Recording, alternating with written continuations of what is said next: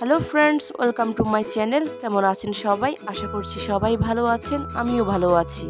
আজকে আমি আপনাদের সঙ্গে বাংলাদেশি হোটেল স্টাইলের মোগলাই রেসিপি শেয়ার করব। সবার খুব পছন্দের আর জনপ্রিয় একটি রেসিপি, কারণ এই মোগলাইটি তৈরি করা ভীষণ সহজ। হাতের কাছে থাকা সামান্য কিছু উপকরণ দিয়ে খুব সহজে আপনিও তৈরি করে বিকেলের নাস্তা হিসেবে পরিবেশন করতে পারেন। আশা করছি আমার আজকের ভিডিওটি আপনাদের কাছে ভালো লাগবে। ভালো লাগলে চ্যানেলটি সাবস্ক্রাইব করার অনুরোধ রইল। সাবস্ক্রাইব করলে পাশে থাকা বেল আইকন বাটনটি ক্লিক করবেন, এতে করে আমি যখনই নতুন কোনো ভিডিও দিব তা সবার আগে আপনি দেখে নিতে পারবেন। তো চলুন আর কথা বাড়াবো না, এবার মূল রেসিপি শুরু করা যাক। শুরুতে একটি বোলে আমি নিয়ে নিচ্ছি 2 কাপ পরিমাণ ময়দা। আপনারা যদি আরও কম বানাতে চান তাহলে ময়দার পরিমাণটা আরও কমিয়ে নেবেন। সেই সঙ্গে অ্যাড করছি হাফ চামচ লবণ, দিয়ে দিচ্ছি 2.5 চামচ সয়াবিন তেল। এবার সবগুলো উপকরণ একসঙ্গে ভালো করে মিশিয়ে নিচ্ছি। মিক্স করার পর কিছু পরিমাণ ময়দা ঠিক এভাবে হাতের মধ্যে মুঠ করে নেওয়ার পর যখন দেখবেন এভাবে দলা পাকিয়ে যাচ্ছে আর চাপ দেওয়াতে সাথে সাথে ঝুরঝুর করে পড়ে যাচ্ছে, তাহলে বুঝে নেবেন আপনার তেলের পরিমাণটা ঠিক আছে। এবারে একটু একটু করে পানি দিয়ে একটা ডো তৈরি করে নিব। এক্ষেত্রে আমি রুম টেম্পারেচারে থাকা পানি ইউজ করতেছি। একসঙ্গে অনেক পরিমাণ পানি অ্যাড না করে একটু একটু করে পানি অ্যাড করে ডোটা তৈরি করে নিতে হবে। আমরা বাসায় নর্মালি পরোটা তৈরি করার জন্য যেমন ডো তৈরি করি, এটাও ঠিক সেরকমই হবে। আমার ডোটা তৈরি করা হয়ে গেছে এবং পারফেক্ট কনসিস্টেন্সিতে চলে আসছে। এবার আমি কয়েক সেকেন্ডের জন্য ভালো করে মথে নেব, এতে করে ডোটা একদম সফট হয়ে যাবে। ডোটাকে মথে নেওয়ার পর এবার আমি কিছু তেল উপর দিয়ে ব্রাশ করে দিচ্ছি, এতে করে ডোটা আরও সফট হবে আর উপরটা ড্রাই হবে না। এখন আমি ডোটাকে 10 মিনিটের জন্য এভাবে রেস্টে রেখে দিব। আর এরই মধ্যে আমি ডিমগুলোকে রেডি করে নিব। তার জন্য নিয়ে নিলাম 1 কাপ পেঁয়াজ কুচি, অ্যাড করে দিচ্ছি পরিমাণ মতো কাঁচামরিচ কুচি, দিয়ে দিচ্ছি স্বাদ মতো লবণ। আর এখন আমি অ্যাড করব ম্যাগি ম্যাজিক মশলা।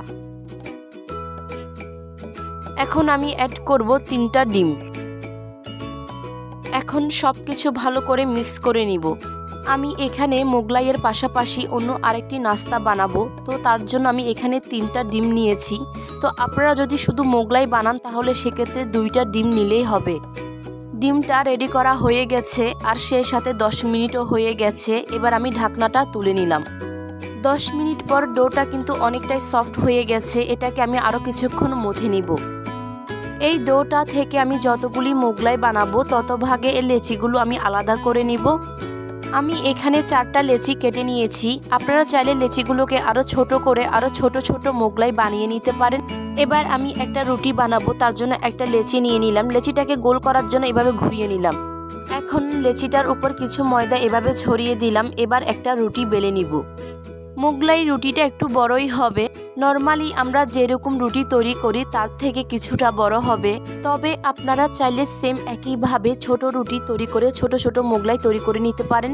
আমি আমার পছন্দের সাইজ অনুযায়ী রুটিটাকে বেলে নিয়েছি আর রুটিটার থিকনেসটা আপনাদেরকে দেখিয়ে দিচ্ছি। খুব বেশি পাতলা আর খুব বেশি মোটা হবে না, নর্মাল রুটির মতোই এই রুটিটা হবে। এবারে ডিমের যে মিশ্রণটা তৈরি করে রেখেছিলাম সেখান থেকে 2 থেকে 2.5 চামচ মিশ্রণ আমি এখানে দিয়ে দিলাম। ডিমের মিশ্রণটা আমি চারপাশে ছড়িয়ে দিচ্ছি। তবে চারপাশে ছড়ানোর সময় রুটির মধ্যে কিছুটা খালি জায়গা রাখতে হবে মোগলাইয়ের ভাঁজটা দেওয়ার জন্য। প্রথমে আমি একটা সাইড থেকে একটা ভাঁজ দিয়ে দিলাম। এরপর কিছুটা ডিমের মিশ্রণ আমি এখানে লাগিয়ে দিচ্ছি, এতে করে পরের ভাঁজটা দেওয়ার পর খুব সুন্দর করে লাগিয়ে যাবে আর তেলে দেওয়ার পর খুলে যাওয়ার কোনো চান্স থাকবে না। অন্য পাশ থেকেও আমি আরেকটা ভাঁজ দিয়ে আমি একটু চেপে লাগিয়ে দিলাম। বাকি 2 পাশেও আমি সেম প্রসেসে ভাঁজ দিয়ে দিলাম। আর ভাঁজটা দেওয়ার আগে আমি কিছুটা ডিমের মিশ্রণ লাগিয়ে দিয়েছি।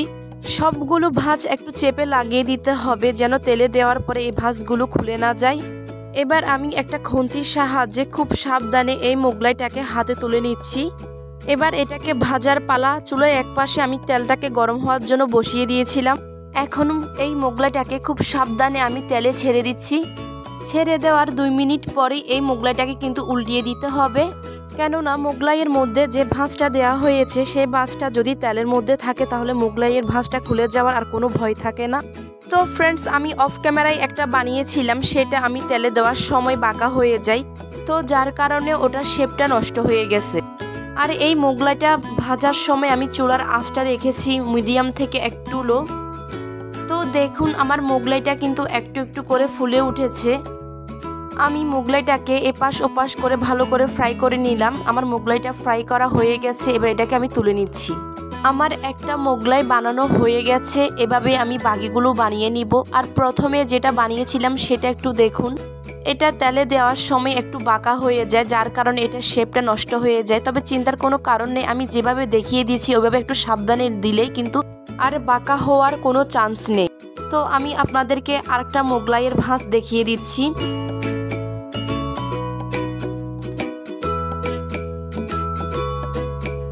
আরেকটা মোগলাই বানানো হয়ে গেছে, এবার এটাকেও আমি ঠিক এভাবে খুন্তির সাহায্যে তুলে প্যানে ভাজার জন্য দিয়ে দিব।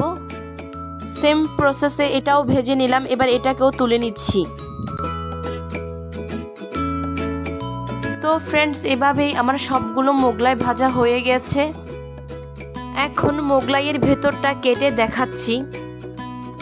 আমার এই মোগলাইয়ের রেসিপিটা আপনার কেমন লেগেছে সেটা অবশ্যই আমাকে কমেন্ট করে জানাবেন। রেসিপিটি যদি ভালো লেগে থাকে তাহলে like, comment, share and subscribe করে আমার পাশে থেকে যাবেন। ফ্রেন্ডস, এই মোগলাইটি খেতে কিন্তু অনেক মজার হয়েছিল।